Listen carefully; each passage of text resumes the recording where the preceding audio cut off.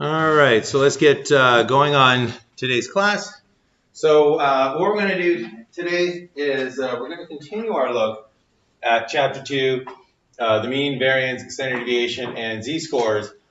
We've completed our look at the mean, and today we're going to take our knowledge of the mean and use it to start to understand variance and standard deviation. So much like everything else in this semester, one thing is going to build on another. So now that we understand the mean, how to calculate it, what it in general is, we're going to take the mean as you're going to see, the definition of variance uses the mean in order to calculate variability of a data set. All right, so let's set this up with an example of why variance is important and why we want to be able to measure it. So let's say that you were running a clinic, and in this clinic you had people that suffered from depression. And one of the important things for your clinic was to make sure that there are sufficient resources for suicide prevention at your clinic. And let's say that you, because of your training, know that people past a certain level of depression, above a certain level of depression, need to be placed on suicide watch. So you want to make sure that you can identify which groups are going to need more resources in terms of suicide prevention and suicide watch. So let's say that we got group A and we got group B, and the average, the mean score on Beck suppression inventory for group A is 42.6, and the mean score on Beck suppression inventory for group B is 25.7. Based on this measure of central tendency, you might think that group A is going to have more people that are highly depressed and in need of that suicide watch resources, those suicide prevention resources. You would think that because of the higher average, the higher mean, that would indicate that they're going to have more extreme scores. However, when you start taking a look at the distribution beyond the averages, so we have group B has a lower mean score on depression than group A, indicating that on average, people in group B are lower on their depression scales than people in group A. And if this area over here indicates everybody that needs to be put on suicide watch, then you might imagine that group A would have more people that cross into that area. However, if you take a look at the frequency distributions, you'll notice that the people in group A, their levels of depression are highly similar. So they're very, very close together in terms of their levels of depression, whereas group B has a very wide variety of scores on their measures of depression. And in fact, you can see that group B is the only group that has individuals that cross over into this suicide watch. So measures of central tendency, measures such as the average, are oftentimes a good idea of letting you know where the center of that distribution is. However, another piece of information that we need in order to understand a whole bunch of raw scores is how spread out they are, how variable they are, because as you can see, that has important implications for the decisions that we make. So that's what we're going to be looking at today. We're going to be looking at variability. We're going to introduce the idea, mention its importance to the back half of this semester, which is Inferential Statistics. Then we're going to take a look at the standard deviation and variance for a population. This is going to be to illustrate the concept. It is easier to understand what variance is and what standard deviation is when we take a look at the simpler version of it, which is the version for a population. We are then going to see the standard deviation and variance for samples, which has one slight little addition to it that makes it variability for samples.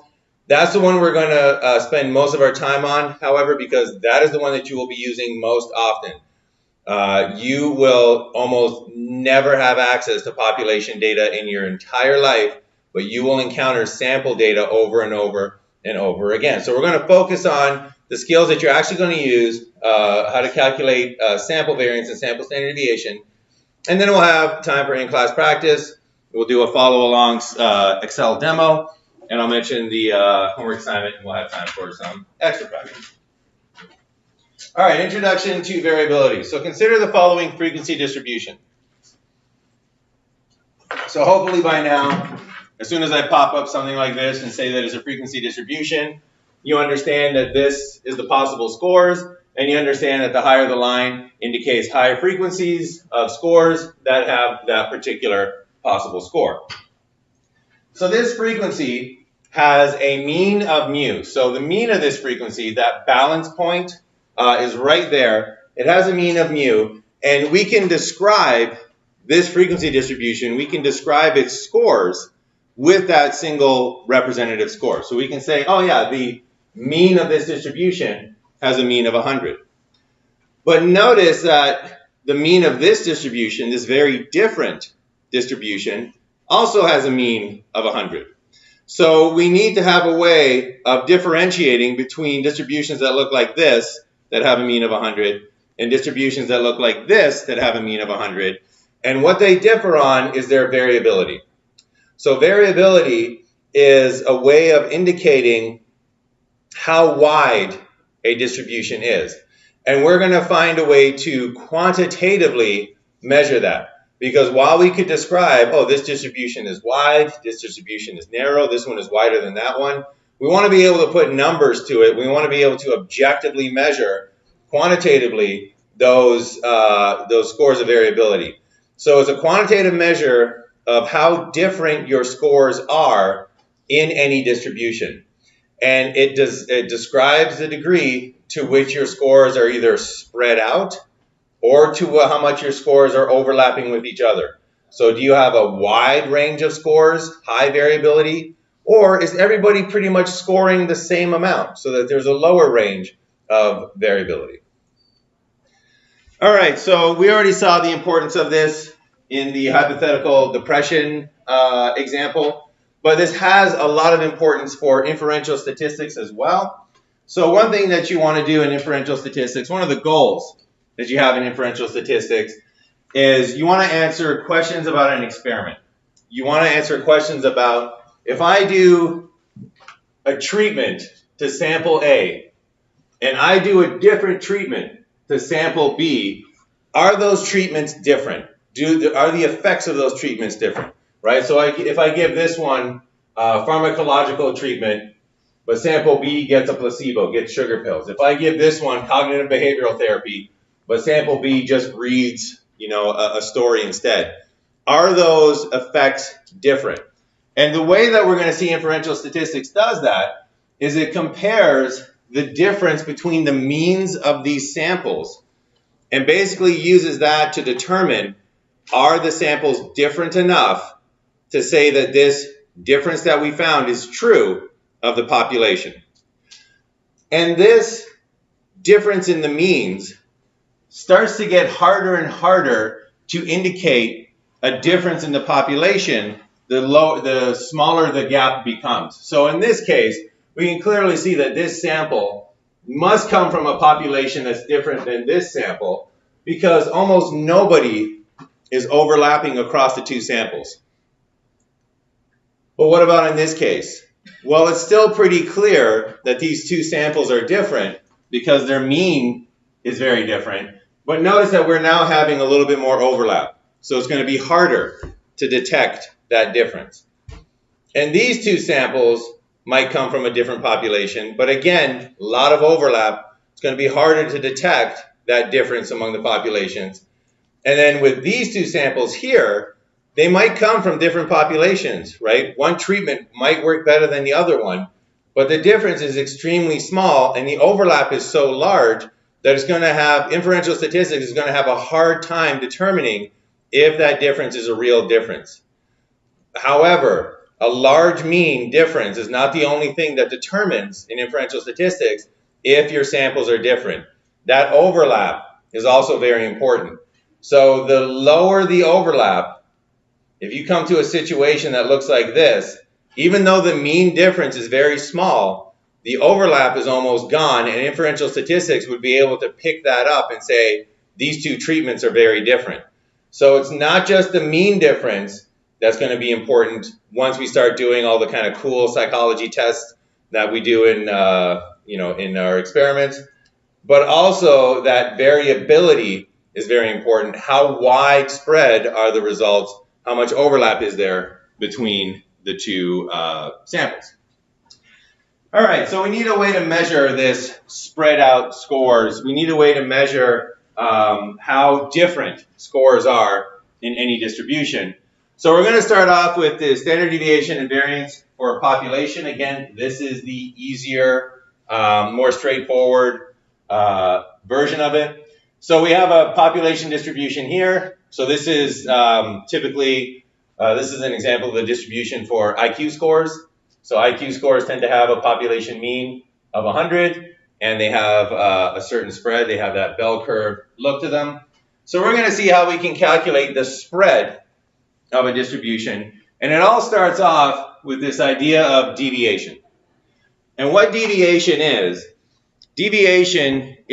the distance from the mean for every single score in your population. So every individual score has a certain deviation.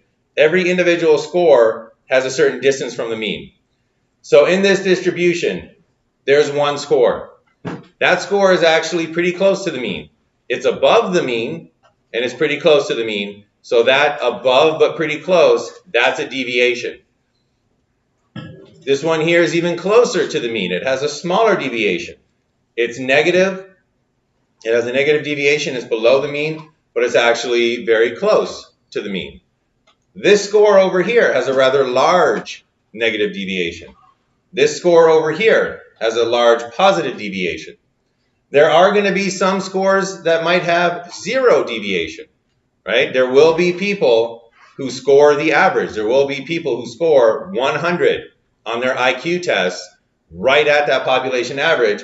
They will not have any deviation. They'll have a 0 for their deviation. So the deviation, you can see it, you can express it mathematically as the scores minus the mean. So you can see the importance of the mean right off the bat for variability. So if you want to find any score's deviation, you take that score, and from that score you subtract the mean, and that is the deviation for that score. So a score of 115 in this situation would have a deviation of 15. A score of 80 would have a deviation of minus 20. So it indicates how far away from the mean your score actually is. So deviation tells you the distance from the mean. And you might say to yourself, well, that's great. And we can then measure variability by just taking the average deviation, right? Because if your scores have a large deviation from the mean, then they're going to have a large average deviation from the mean, you might expect. It's not the case, but you might expect that. But if they're very narrow, then you might expect that their deviations would all be very small, which is true, and they might have a small average deviation. So just so that you're not wondering, why don't we use average deviation? It turns out mathematically that because this is the balance point of your distribution, remember that the mean is the balance point of the distribution, all the positive deviations on one side exactly cancel out all the negative deviations on the other side because it's balanced. So when you add up all the deviations in order to divide them by the number of scores that there are to find the average deviations, it does not matter what your distribution looks like, that average deviation is always going to be 0. So we cannot just go ahead and say, oh, we'll take the average deviation, because that'll give us no information, because regardless of how spread out your distribution is, your average deviation is always equal to 0. So how did they fix this? Well, they said we got to get rid of all the negatives. And one way to get rid of negatives, and we won't go into why they chose this particular way, you might get that in grad school, but one way to get rid of negatives is just to square them. You just take the number and you square it, and the result of the square is always a positive. So that's what they did. They said, all right, we can't add up the regular deviations, so let's square all the deviations. So squared deviation is the distance from the mean all squared. So in parentheses, it's your deviation. So again, read this as the score minus the mean, and then this is all of that squared. If you can actually get to the point where you see the score minus the mean, and you read that as the deviation, that would even be better. That's like one step beyond. So if you can do that, absolutely get yourself to that point. If you're not quite there, remember, not x minus mu, that's meaningless, but the score minus the mean, that'll trigger in your mind what the deviation actually is. So what they did was they took the deviations and they just squared them all. And now we're going to find the average of these squared deviations. So the first thing that we do is we take the sum of those squared deviations. We take the deviations, the squared deviations, we want to find the average, we add them all up. So we take the sum of the squared deviations, the sum of the distances from the mean squared, which is the sum of the scores minus the mean all squared, and that is known as, or given the term SS, and that is oftentimes read as sum of squares. And right now, I just want to make you very, very, very clear that this is one of the cruelest tricks that statisticians have come up with. And I don't even think it's a trick, but it's just very cruel because it's labeled SS. It's called sum of squares, but it is not the sum of squares, right? So it is not the sum of the scores squared. It's not the sum of squared. It's the sum of squared deviations. So the way that I like to think about this is that this concept, sum of squared deviations, is so incredibly important that back in the day before they had statistical computer packages, before everybody was walking around with basically a supercomputer at their disposal, the way that you did statistics was you got yourself an army of grad students and you locked them in their ivory tower with stacks of paper and said, do statistics. So I can just imagine these grad students sitting at that table with that stack of results, those stack of scores, just going through and trying to do statistics. And you can kind of see that the more they used an idea, the more they had to shorten its use of it. So I'm sure that they were sitting there going sum of squared deviations equals sum of squared deviations equals. And one of them said, you know what, we're doing the sum of squared deviations so much, I'm getting carpal tunnel syndrome, can we just call it SSD, right? Sum of squared deviations. And they were like, yeah, this is way better, sum of squared deviations, sum of squared deviations, sum of squared deviations. And eventually they said, you know what, we're even writing this so much, it's making my carpal tunnel even worse, can we get rid of one of those? And they were like, all right, let's just call it SS. So it is so important, and sum of squared deviations is going to come up so much that not only did it get abbreviated, but its abbreviation got abbreviated. So that should, number one, indicate how important this concept is. It's going to come up over and over and over again. And number two, this is your warning, and I will warn you a bunch of times, because this, again, it's tricky. Do not read this as sum of squares. Read that SS as sum of squared deviations. And if you see it written out in your textbook as sum of squares, read it out to yourself mentally and say, no, no, no, sum of squared deviations. Because the one thing that I definitely don't want you to do is when you're doing, for example, your homework or you're coming to an exam, you sum the squares, which is not what you want to do. So sum of squares implies this, that is not correct. It is the sum of squared deviations. So just make that note. Please read it that way. Drive it into your head. It's not the sum of squares. It's the sum of squared deviations. And think about those poor grad students locked in their tower doing their stats. And, you know, in honor of them, don't make that mistake. All right, so we got the sum of squared deviations. In your textbook, they give you a definitional formula for the sum of squares. Sum of squared deviations. So it's literally the sum of the deviations squared, right? That's the sum of squared deviations. For those poor grad students stuck in that, locked in that tower, they also have a computational formula. So this is the computational formula. And I just wanted to point out that mathematically it is exactly the same. Those two formulas are exactly the same. It's just that that bottom one that computational formula, you can get the answer quicker. It has fewer steps in order to get to the final answer. So those poor grad students would use the computational formula. If you're ever stranded on a desert island and you need to do statistics, use the computational formula. It's not going to make too much of a difference for us because we're going to use Excel, and we're going to see how to do that in class today. But just so that you don't wonder what's the difference between the two, there is no difference between the two. One's easier to actually use when you're using pencil and paper and calculators. All right, so we have the sum of squared deviations. Finally, we can get to the population variance, which is just the mean squared deviation. So we took the squared deviations, we added them all up. Now we're going to find out the mean by simply taking that sum of squared deviations and you divide it by the number of scores. So the same way that we were calculating the mean previously, we now take all of our squares, all of our squared deviations, and we find the average by taking the sum of squared deviations, dividing it by the number of scores. So the population variance equals your sum of squared deviations divided by the number of scores, which is n, and that is given the symbol sigma squared, and that is, again, population variance. Do not read it as its Greek letters. That symbol there is population variance. So when you see that symbol and you see that exponent 2, read that as population variance.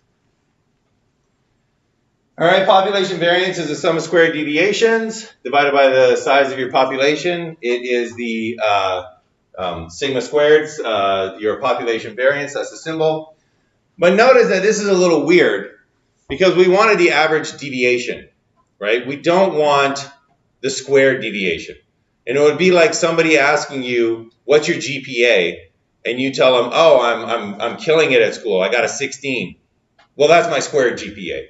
Nobody wants your squared GPA, right? They want your GPA. So we don't want the average squared deviations. We want to kind of work with the average deviation. So that's where the population standard deviation comes in. And what we do is we just take that population variance, that sum of squared deviations divided by the size of the sample, and we take the square root to get back to that average deviation. So we take the square root of it. The symbol is just a square root of the population variance symbol. So the symbol there is sigma. Read that as sample variance. So we have, read that as population standard deviation. I'm jumping ahead. So we have population variance, that's the one with the squared. We got population standard deviation, that's the one without the squared. If you have the variance, take the square root, you got the deviation. If you got the standard deviation, raise it to the exponent 2, you have the variance. So that is the relationship between the two, and you'll see that they're used in different situations, but it's really just, if you have one, you have the other. Population variance, take the square root, you got population standard deviation. If you got population standard deviation, raise it to the exponent 2, you got yourself population variance. All right, any questions so far on getting that measure of variability? Okay, so we went through the population first and how to get population variance, how to get population standard deviation, because that's the more straightforward example. Now we're going to take a look at how to do standard deviation and variance for samples. Mm-hmm. Really quickly. Yep. So can you explain what the little O symbol means? Is that standard deviation? That's standard deviation. Yep. So it's technically sigma. For population. And that is for population standard deviation, yeah. So one general thing that you'll find in statistics is that populations get Greek terms, samples get English terms. So population mean is mu, sample mean is capital M. That's the only one we've come across so far. So population variance is this sigma squared. Population standard deviation is just the sigma. Mm-hmm. Yep. And do not read it as sigma. Do not read it as the O. As much as you can, read that as population standard deviation. Read that as population variance. All right. So we got population variance, we got population standard deviation. We kind of got the idea of we want this average deviation. We want to get to that average measure of how different the scores are from the mean. So now we're going to take a look at the standard deviation and variance for a sample. And we need to change a little bit of what we're doing. And that is because we always want our sample to stand in for our population, right? We always want to say something about a population, but we only ever have access to a sample. So if I, just to give you an example, if I came up with this great technique for teaching, and I tried it out on you, and it was super effective, right? It just made people, if I came up with a stats pill, right, that you could take, and you're like, oh my gosh, I got stats. That sounds like you got something. It's like, oh no, I got stats. If I came up with that, my goal as a psychologist is to generalize that to a population. I would love to say that for students in general, if I give them this pill, you know, it's going to work for them as well. I know it works for you guys, but I want my sample to stand in for my population. The same thing is often the case with, just in general, with samples and populations, regardless of what you're measuring. So when we measure the variability of a sample, we usually want it to estimate the variability of a population. The reason we measure the variability of a sample is so we know, or we have an idea of how variable the population is. And this kind of gets a little bit complicated or challenging for samples and variability, because samples tend to be less variable than their population. It's just a characteristic that they have.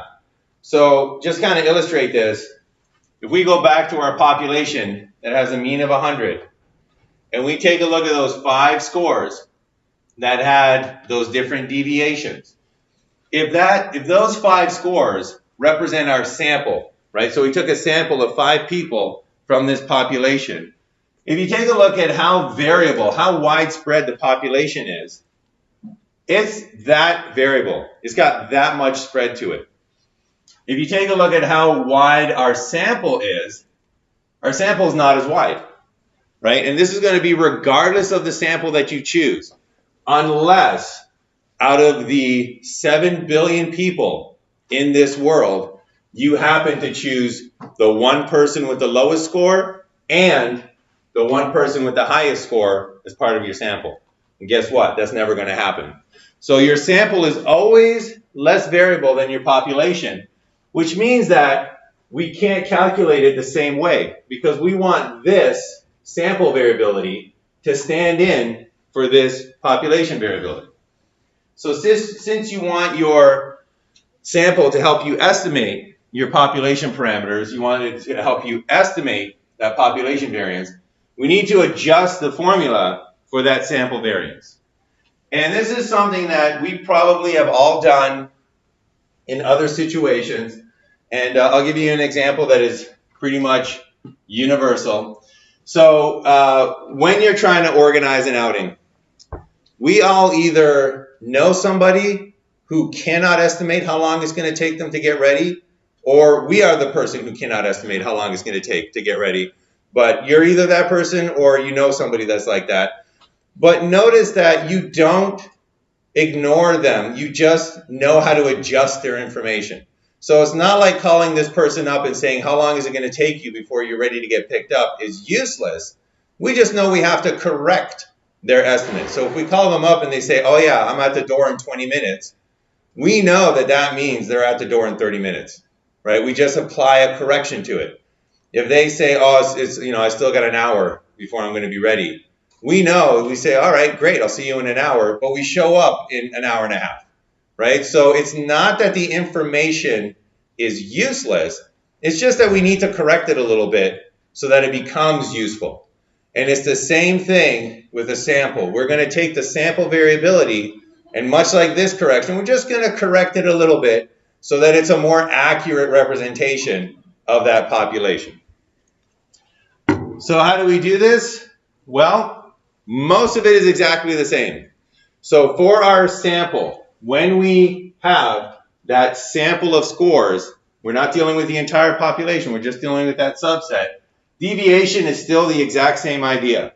It's still the distance from the mean for each score. In this case, it's each score minus the sample mean, right? So we got capital M for sample mean. So the deviation is still the same idea. It's how far is your score from the mean of your distribution, in this case, the sample mean. Next thing we got to do is we got to square those deviations. So we take those deviations and we square them. So it's the distance from the mean squared. It is your score minus the sample mean and all of that squared. So that's our squared deviations. We want to know the average of those. So our next move is still sum of squared deviations. So far nothing has changed. Exactly what we saw for the population. So we have the sum of distance from the mean, which is the deviations, all squared. So the sum of the score minus the sample mean, all of that squared. This is still referred to as SS, still referred to oftentimes as sum of squares. You still need to be massively careful because this is not the sum of the squares. It is not equal to that. It is the sum of the squared deviations. So even for samples, so far, there's no difference. So we're still calling the sum of the squared deviations SS. We're still referring it to that. So once again, remember, read it as sum of squared deviations. Remember the fallen grad students who got locked into that tower and got the carpal tunnel syndrome, if it helps you remember it. It is not the sum of squares. And I urge you, do not read it as sum of squares because I am hoping for one time to have an entire exam where this is not given as an answer to the sum of squared deviations. All right, so this is going to be the year. Let's make this the year. Remember those grad students and read it whenever you come across it, not as SS, not as sum of squares, sum of squared deviations.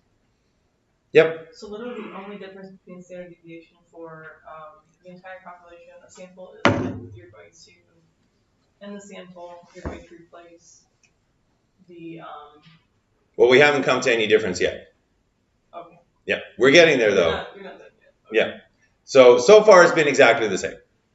And you still got to be worried about that. Be careful with that one. Even the definitional formula is still the same issue for the sum of squared deviations, right? And we're still going to be able to use Excel to get for the sum of squared deviations, and that's going to be coming up in just a minute. So what's the difference? The difference comes up in the final step. So the difference comes up when we calculate that sample variance, we calculate that mean squared deviation, and the only difference is that instead of taking the sum of squares and dividing it by the size of your sample, you take the sum of squares and you divide it by the size of your sample minus 1. So it's your sum of squared deviations divided by your size of your sample minus 1. And that minus 1 is the correction. That minus 1 is that modification that makes it more accurate. And the way that that works, so we have sample variance there, S squared is sample variance. You can imagine that if the size of your sample is 10 and your sum of squared deviations is 90, if you calculate your variance as your sum of squared deviations divided by the size of your sample, in this case you would get a variance of 9. That's too low. That underestimates the real variance. So what we do is we do the sum of squared deviations divided by the size of your sample minus 1. That changes this into 90 divided by 9. That changes it into 10. That is now large enough to accurately estimate the population. So why is it minus 1? We'll get to that later on in the course. But importantly right now, just remember it is a different formula. It is a different calculation. It's the first place that we're encountering an actual mathematical difference between the sample and the population. So that's a correction that you get, size of the sample minus 1. That is sample variance right there. It's S squared. Do not call it S squared. Call it sample variance. Sample variance is related to sample standard deviation. The same way population variance is related to population deviation. It's just a square root. So once again, sample variance is your average squared variance. That's not what we want. We want the average squared deviation. Not what we want. We want the average deviations. So we take the square root of that, which is the square root of your sample variance, and we get sample standard deviation, which is has a symbol S.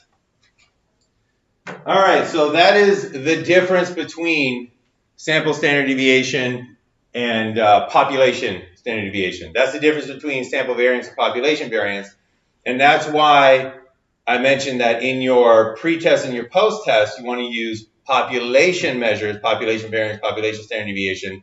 And as I'll mention today, the homework for your for chapter 2 uses sample variance and sample standard deviation, because that is the way that you're going to do it once you get into the real world. Again, you very rarely have population data.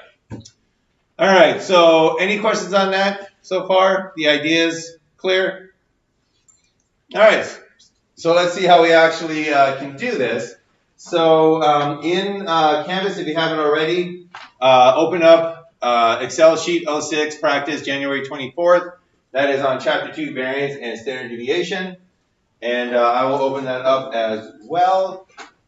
So what you are looking at or looking for is that.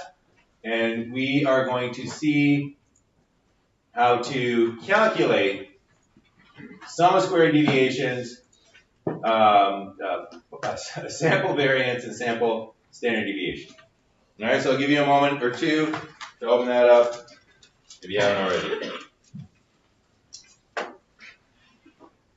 Incidentally, while we're waiting on that, just to kind of note the recording of last class's lecture that got uploaded, it did record, it did get uploaded. However, when we switched to the Excel version and I went to a single screen, something went wrong and it did not record the Excel screen. So we kind of try to zoom in on the screen as much as possible. So there's the audio still that'll help you follow along, but just be aware that the Excel screen is not there. In this one, this room is not set up to record directly, so it's going to be, I've got the camera trying to record the screen up here. So just bear that in mind. We'll do the best that we can, but yeah, just wanted to give you the heads up on that.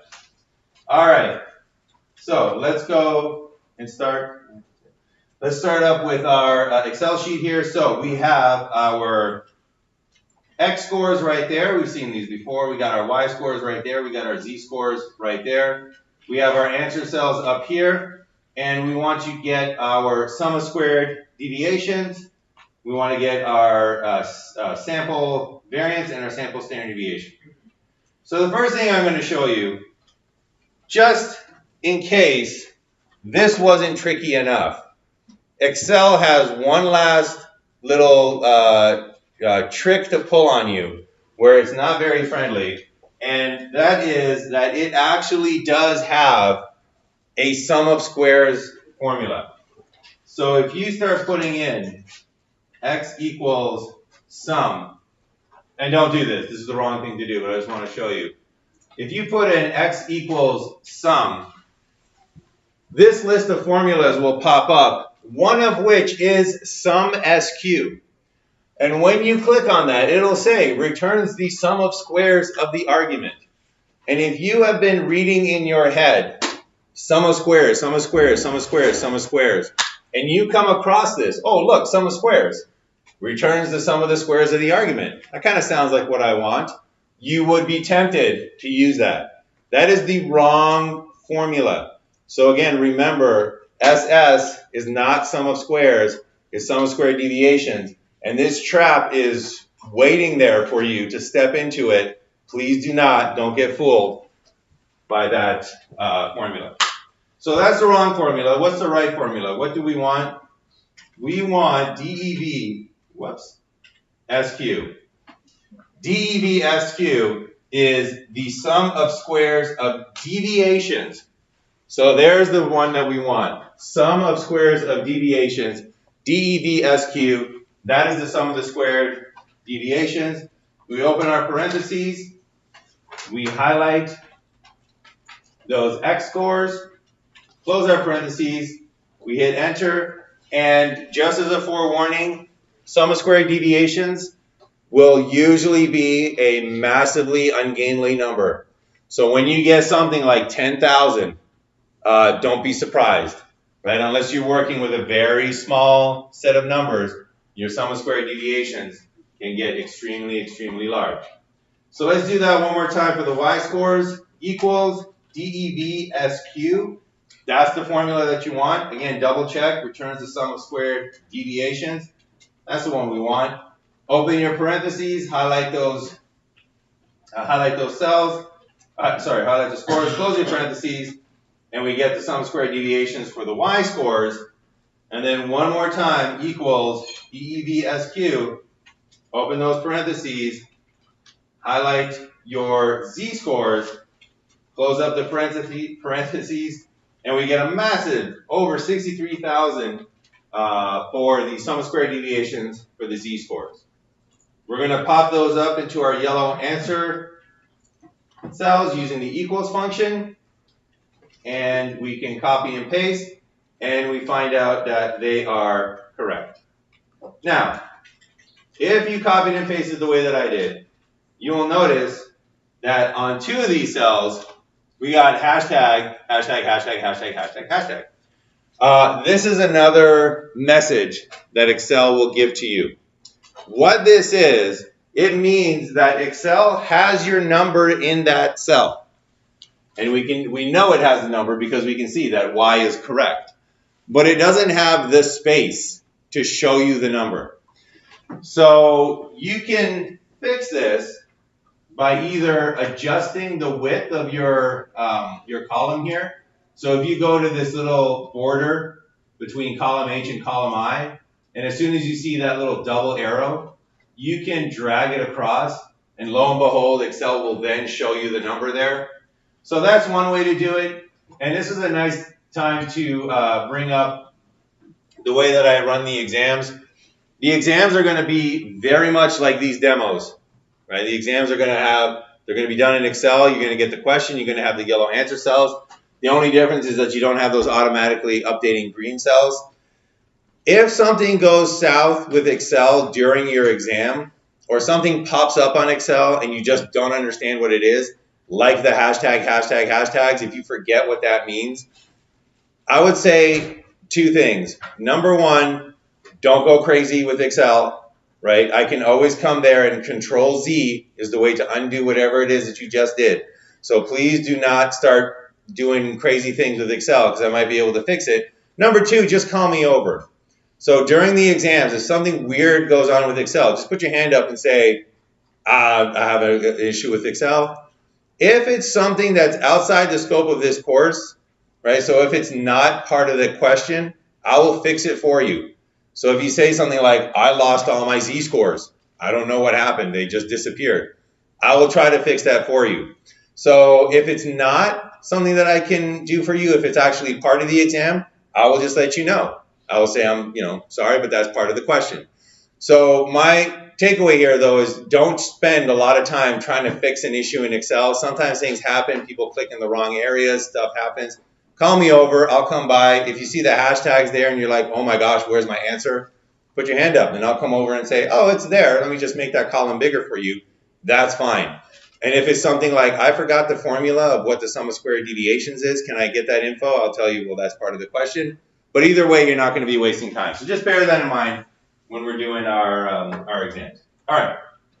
Does everybody have the sum of squared deviations? And everybody got those 3 cells correct?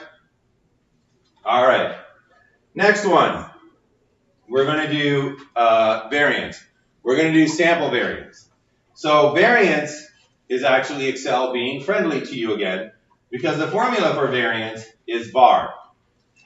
Now, this is a really nice illustration of how important sample variance is. Because you'll notice that in the new versions of Excel, they got this var.p, and that returns the variance based on population formula. They also have this var.s, and that returns the variance based on a sample. So they have var.p there. So in your post-test, And in future pretests, if you need the population variance, use that var.p. That's how you get population variance. You put that .p, .population, and that returns a population variance. You can also use .s for the sample variance, but I want you to notice that the original formula, the one that we're going to use to make sure that regardless of where you go, you will know how to use their either completely new or outdated Excel programs. Notice that when you highlight just var, it will say estimates variance based on sample. So sample variance and sample statistics are so often used that the default is usually the sample. So just var by itself in Excel history was sample variance. var p was population variance. So that should give you an indication of how often you do sample statistics, considering that a widely used program like Excel didn't even identify sample variance specially. They just said, well, that's just variance. That's your typical variance that you use. So we're going to be using var for the sample variance. Again, if you need population, do that .p. But if you need sample, we can just use var. You can use .s as well, but I like to just use var, the basic one. Put in var equals, open those parentheses, highlight those cells with the scores, close your parentheses, hit enter, and we see that we have the sample variance is also rather large. We do it again for the y-scores, equals var, open parentheses, highlight those scores, close your parentheses, and we have the variance for the y-scores.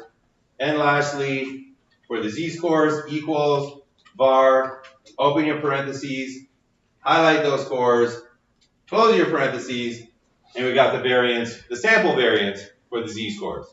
We're going to pop those up into our answer cells using that equals function, and we can copy and paste those across, and we see that we have the variance correct.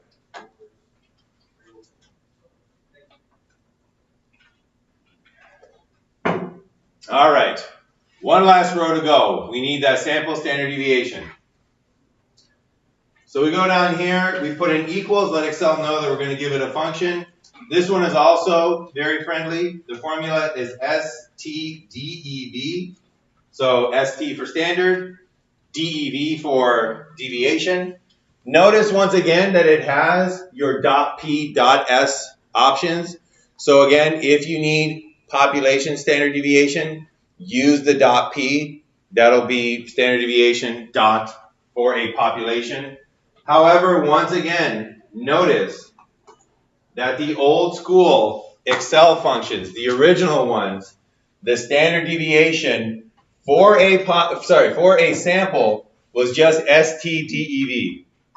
And you had to tell Excel to specially calculate population with the STDEV P function. Again, P for population. So again, just a nice indication of how often you do sample statistics. The default standard deviation formula was for the standard deviation of a sample. So again, that's the one we're going to use. We're going to use STDEV. In your homework, if you need to calculate this, for sure put in that in your post-test, if you need to calculate this, for sure put in that .p. But otherwise, we're going to use STDEV, open parentheses, highlight your scores, close those parentheses, and we have our standard deviation for the X sample. Once more, equals STDEV, open those parentheses, highlight your Y scores, close those parentheses, we have the standard deviation for the Y scores, and then finally equals STDEV, open those parentheses, highlight your Z scores, close those parentheses, and we have the standard deviation for the Z scores. Once again, we put those into our answer cells using the equals function, and we see that we got that 100% correct. All right, so before we kind of wrap up today's demonstration section, one thing that I want to point out is when you're taking a look at these standard deviation scores that we just calculated, for example, larger scores mean more variability. So this gives us an indication that our z-scores are very, very widespread, right? Very spread out. Our x-scores, however, are much more uniform. The scores are much, much closer together. So one thing that this is useful for example, for me as an educator, is if I have to come up with a program or a way of obtaining learning outcomes, if I have to come up with a way of teaching something to students, and I see a very low variability in their performance, that means that just about everybody is responding to the program, just about everybody is responding, identically, and I can do the same thing for pretty much all of my students. On the other hand, if I check out your performance and I see a large variability in scores, that means that what I did worked for some students, but definitely didn't work for other students, and I might need to incorporate more than just one approach to teaching that information. All right, so it's got practical applications as well. So before we go back to the PowerPoint, just want to let you know that there is a few more examples here. So we got example 2, which is another straightforward example. Example 3 and 4 and 5 and 6 allows you to practice your copying of functions skills. So do try to use that copying of functions as much as you can, but do double click on it, check it out, and make sure that you're doing it correctly. Because again, the faster you get with that copy and paste, the more time you have to actually do stats rather than do Excel. All right, well, did not know that one. All right, so just kind of wrap it up. Just a reminder, keep looking at your study plan, keep earning those mastery points using that Quiz Me option. And just a reminder that the points for the study plan, those will be due by exam number 1. And what that means is that when exam number 1, when we get to exam number 1, I will look at the mastery points that you earned by that time, and I will use that to correct your pretest points. You can still complete them after exam number 1, but they won't count towards your grade if you complete them after. So just bear that in mind. And then just to make sure that everybody is able to wax on, wax off those cars as much as you need to and paint that fence as much as you need to, there is another Excel sheet, the 06 Extra Practice, January 24th Excel sheet. Same idea, calculating sum of squared deviations, calculating variance, and calculating standard deviation. Homework assignment coming up, homework assignment number 4, Chapter 2, Part 2. That is going to be due Monday, January 28th by midnight, so that's pretty standard. But what I wanted to make sure everybody knows is in that, use population variance, population deviation. Cover for today, so we have 20 minutes left in the class. This would be a good time to start up on that homework, maybe do that extra practice, or if you're still working on your practice for your average and your mean, your median, and the mode, do that as well. Call me over if you need any help. But if you are going to have to dig your car out of ice in order to get out of here, or you're just kind of statsed out for the week, feel free to call it an early day. But again, in this practice time, use it to your own advantage. And if you need me, call me over and I will give you a hand. I double checked it, and apparently, I think the last time I updated this, I tried, well, long story short, for the homework as well, use the population variance, use the population standard deviation, right? That's what we just did. For the homework itself, use the population variance, use the population standard deviation. I believe last semester I made that switch to try it out, and it's carried over to this semester. So bear that in mind. Ignore what I said before about the homework. We'll keep it consistent in that way. I think that's why I did it, because now it's going to be consistent. It'll be the same for the pre-test, same for the post-test, and same for the homework. So for your homework that you'll be doing for this chapter, use for variance, use that var.p, and that'll get you the population variance. And then use that stdev dot P, and that'll get you the population standard deviation. All right, so if you find that your variance is close to the correct answer, but it's not the correct answer, chances are you're using the sample standard deviation instead of population. So sorry about that mix-up. We'll, I guess, keep it consistent in this way. We're using population for the homework, the pretest, and the post-test.